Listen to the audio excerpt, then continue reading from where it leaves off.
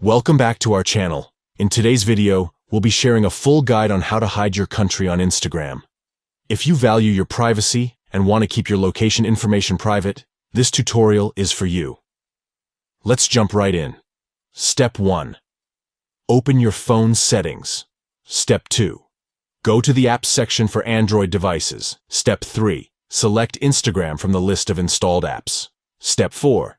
Navigate to the permissions section and search for the location options. Step 5. Turn off or deny the location permission for the Instagram app. By following these simple steps, you can ensure that your country is hidden on Instagram, providing an extra layer of privacy and security.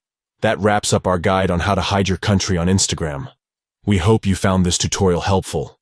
If you did, please give this video a thumbs up and don't forget to subscribe to our channel for more Instagram tips and tricks. If you have any questions or suggestions, feel free to leave them in the comments below. Thanks for watching, and we'll see you in the next video.